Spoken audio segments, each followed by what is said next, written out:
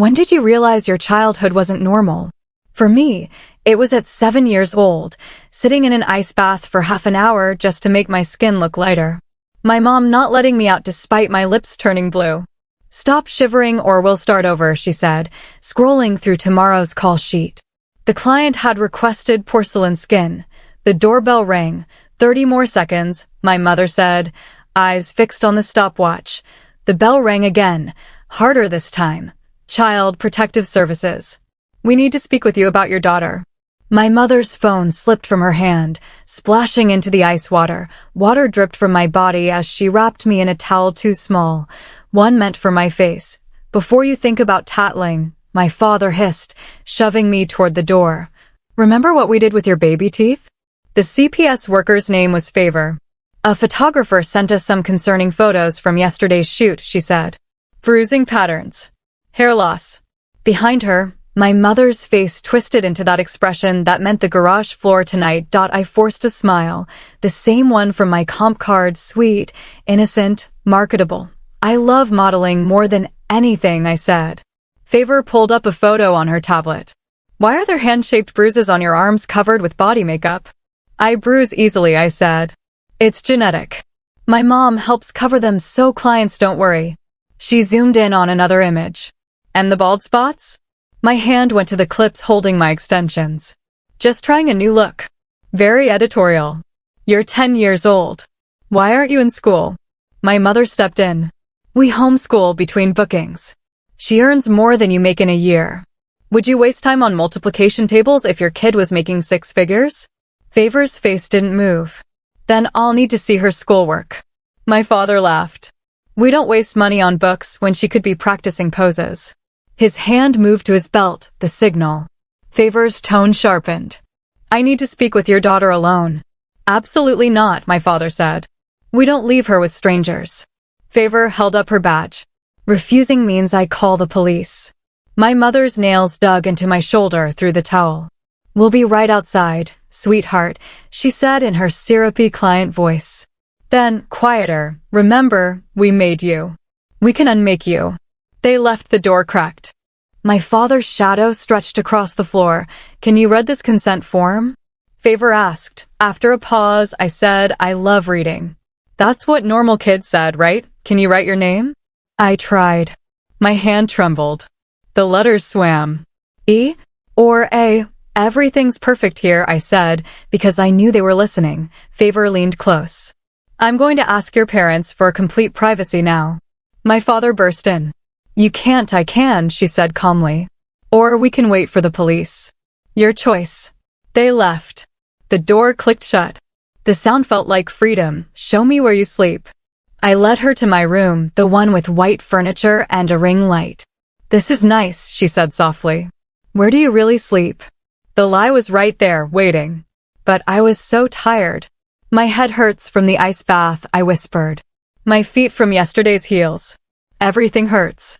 "The garage," I said finally, and started crying. She followed me there. 2 yoga mats on concrete. A space heater that didn't work. My portfolio against the wall, all smiles and perfect lighting. Favor took photos of everything.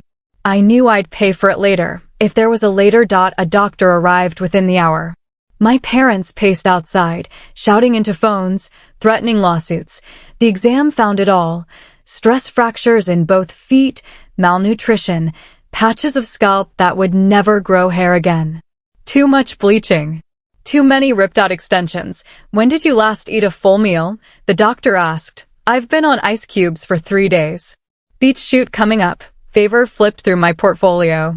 "You've lost a lot of weight." I nodded.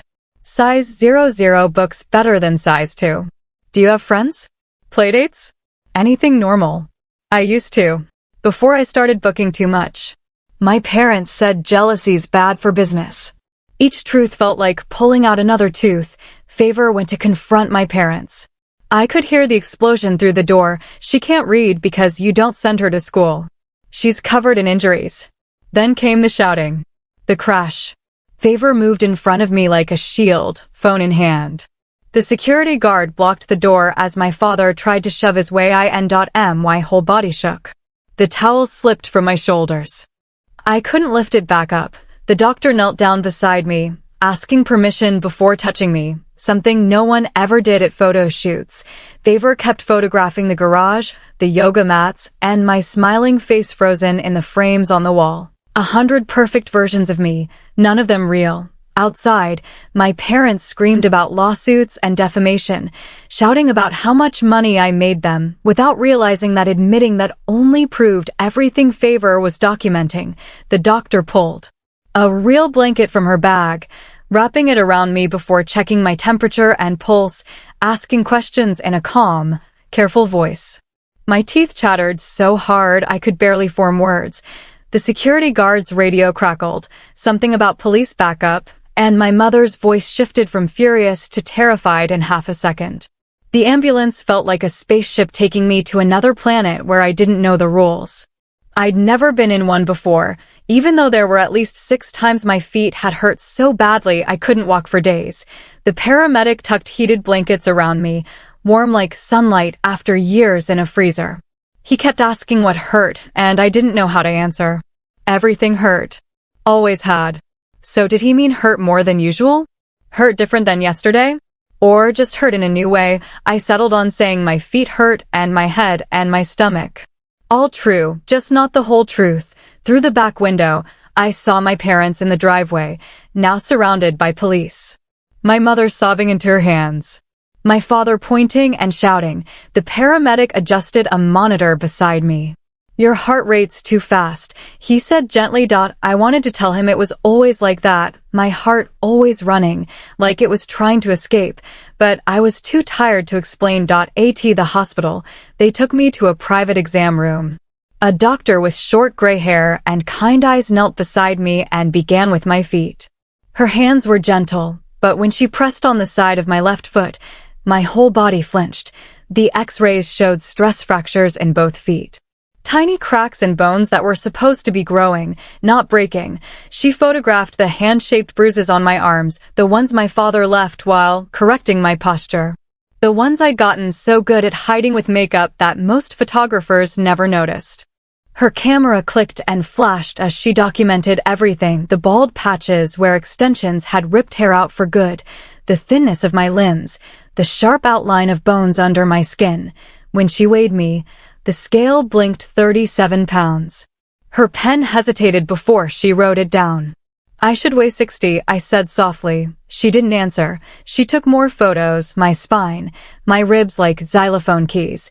When she asked about my last meal, I told her about the ice cubes and the upcoming beach shoot. She looked at me like I'd spoken another language. Favor sat beside me the whole time, holding my hand. You won't have to go back there tonight, she kept saying. I didn't believe her. Adults always said things they didn't mean, especially when they wanted you calm, quiet, cooperative. But she kept repeating it every time I started shaking until her voice almost sounded like a promise. The doctor asked about school, and I started reciting the line I'd practiced. We homeschool between bookings. Favor squeezed my hand. You can tell the truth now. The truth felt dangerous, sharp like glass in my throat. But I was too tired to keep lying. I can't read, I whispered. I don't know multiplication. I've never been to a real school. My parents said it would mess up my availability. Favor and the doctor exchanged a look that made my stomach twist harder than hunger. 40 minutes later, my parents arrived with a lawyer in an expensive suit who started threatening everyone in sight about career damage and defamation. I could hear my mother's voice through the wall, rising higher and sharper, the tone that always meant punishment later. The security guard kept them in a separate waiting area. Their lawyer kept shouting words like false allegations, loss of income, character assassination. My mother performed her worried parent act for anyone watching, hand on her chest, eyes wide with concern. I knew that performance better than my own reflection. I'd watched her use it on casting directors, clients, teachers from the fake homeschool program.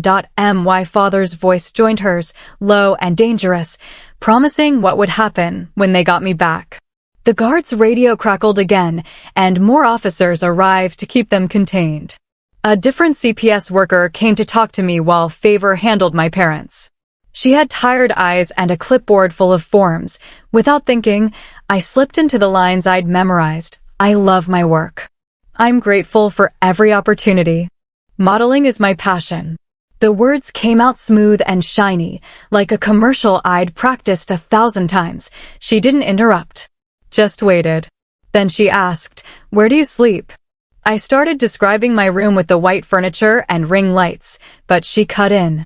"No," she said softly. "The garage." I froze. My mouth moved before my brain could stop it.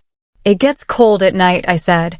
Her face changed instantly, from neutral to something like heartbreak mixed with fury. Favor's colleague wrote quickly on her clipboard, asking about the concrete floor, the broken space heater, and how long I'd been sleeping there. Every answer felt like betraying my parents, but also like finally letting the truth out after years of silence. The doctor admitted me overnight, worried about something called refeeding syndrome. She said eating too fast after starving could make me sick or even kill me. A nurse brought juice and crackers, and I stared at them, trying to remember the last time someone gave me food without making me earn it. My stomach cramped with the first sip. The crackers turned to paste in my mouth. My body didn't trust food anymore. In the morning, a man named Fran Barrett introduced himself as my new caseworker. He spoke kindly, showing me a colorful calendar with court dates, checkups, and photos of homes where I might stay, places with real bedrooms and no ring lights. He said I got to have opinions now, that I could choose what felt safe. No one had ever asked me that before. By afternoon, they found an emergency foster home with a woman named Arya Henderson. She smiled softly and said I could eat whenever I was hungry, no permission needed. It felt like a trick, but I nodded anyway. Her house had books, stuffed animals, and curtains with stars, things for real kids. That first night, I couldn't sleep. The quiet was too loud, the bed too soft. I kept waiting for shouting, punishment, the garage floor. But no one came. Just the clock ticking and a dog barking somewhere far away. My body didn't know how to rest without fear. The silence felt strange, almost dangerous, but maybe, for once, the danger wasn't mine. The doctor said my body had forgotten how to process real food after surviving on ice cubes. I felt stupid, like I'd broken my own stomach. Fran came the next morning with a backpack of clothes and a folder full of papers. He showed me a calendar covered in colorful stickers, court dates, doctor visits, and meetings, all explained with patient words and pictures. Then he showed me photos of houses where kids stayed when they couldn't live with their parents. Real bedrooms. Real beds. No ring lights or mirrors. Seeing them made me feel both scared and relieved. That afternoon, Fran drove me to a quiet neighborhood with trees. Arya met us at the door, smiling too much and talking in a soft voice. She showed me a room with books, stuffed animals, and a real bed. I didn't know what to do with any of it. That night, the silence felt wrong. I kept waiting for footsteps, yelling, punishment, but no one came. My body didn't know how to rest without fear. The next morning, Arya made eggs and toast and set a plate in front of me without asking permission or rules. I ate tiny bites, counting chews, waiting for her to scold me. She didn't. She just asked if I wanted to save the rest for later. No judgment. No photos. Just quiet. Later, the phone rang. I heard my mother's fake sweet voice asking about her baby. Fran took the call, his tone firm. He said contact had to be supervised by court order. My mother's voice turned sharp and furious before he hung up. He told me my parents weren't allowed to call anymore. I nodded, but couldn't speak. The next day, a woman named Nicole came with a briefcase. She said she was my lawyer, only mine. She talked about rights, choices, and telling the judge what I wanted. It sounded fake, but she kept asking my opinion like it mattered. Fran's phone buzzed with messages from my modeling agency, words like breach and obligation, blaming me for missing shoots. He blocked their number and said agencies don't own people. Still, guilt sat heavy in my chest. On day 3, Fran returned with court papers signed by a judge. My parents couldn't come near me without supervision now. Relief loosened my shoulders, but fear stayed, because I knew somehow they'd still find a way to punish me. That night, I found my comp card in the bag they'd brought from home, glossy photos of a girl who looked confident and perfect. I didn't recognize her. I hid the card under the mattress, unable to throw it away. In Arya's bathroom mirror, I just saw a scared kid with messy hair and no makeup. Fran explained they'd filed a dependency petition listing everything my parents did, and there'd be a court hearing in 2 weeks. He marked the dates with stickers, which felt childish, but helped. At the Child Advocacy Center, a woman named Sage asked me to show what happened at home using dolls.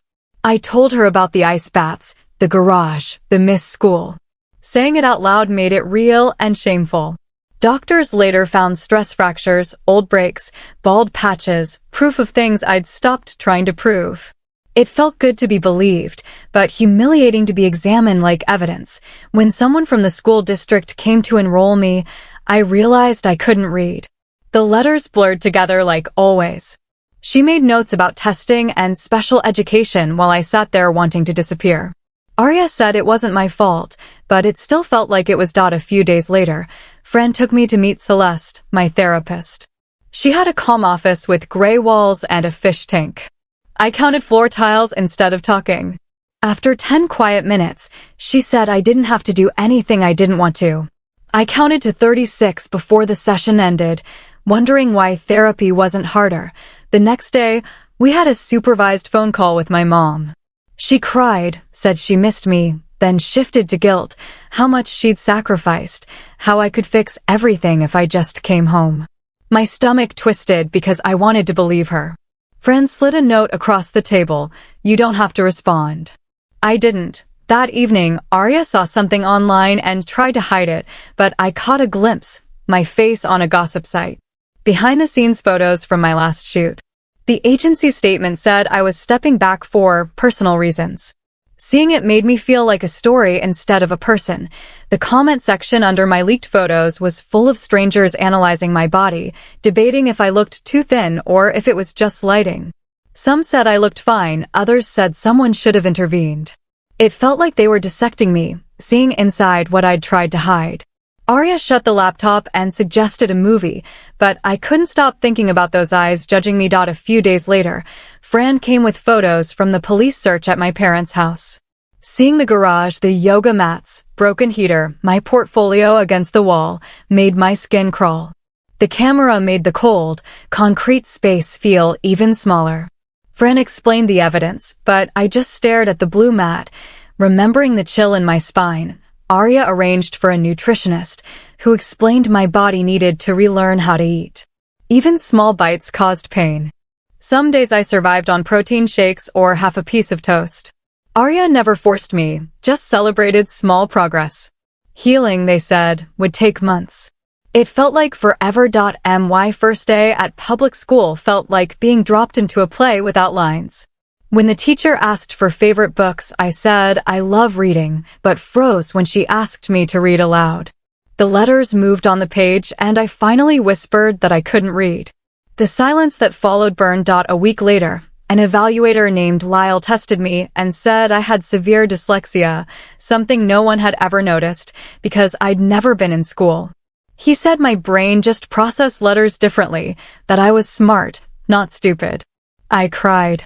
For the first time, learning felt possible. 2 weeks later, the preliminary hearing took place.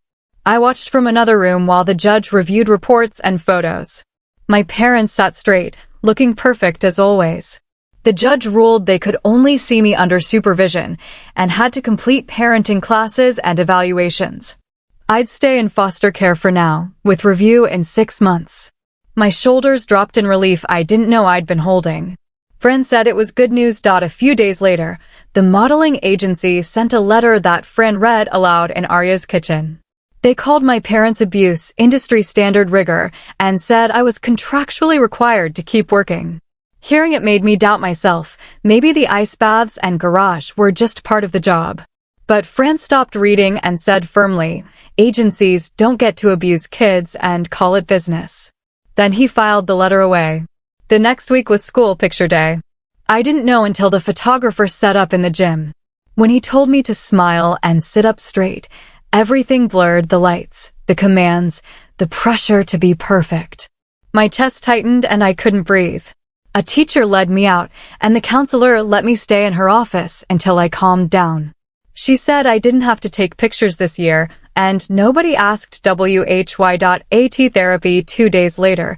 Celeste noticed me picking at my fingers and taught me a grounding trick, naming 5 things I could see and 4 things I could touch.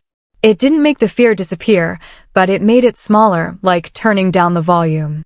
That night, when I woke up from a nightmare about the ice bath, I tried the same exercise and calmed myself for the first time ever.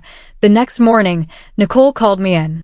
She showed me papers proving my parents had taken over $200,000 from my modeling work. Only $18,000 was left. She filed a motion to freeze the account and investigate.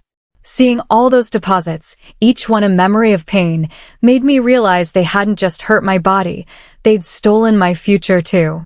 2 days later, Fran arrived looking angry. The modeling agency had emailed him a resolution discussion with a line quoting my father, "We made you. We can unmake you." Fran sent it straight to the police and the judge as evidence of ongoing intimidation. I felt sick knowing those words were now part of my record, that anyone reading it would see my father's quote and know he saw me as something he owned. The agency tried to sound professional while threatening me, which somehow felt worse than my parents doing it directly. After that, Fran sat with me at Arya's kitchen table and said we needed a safety plan. We made one together. A lock for my bedroom door, phone numbers for emergencies, and practice scripts for what to say if my parents or the agency contacted me. Saying the words felt fake at first, but Fran made me repeat them until they felt real. Having something to say instead of just freezing felt like discovering tools I'd never known existed. The next day, a girl named Kendall asked if I wanted to join the library club.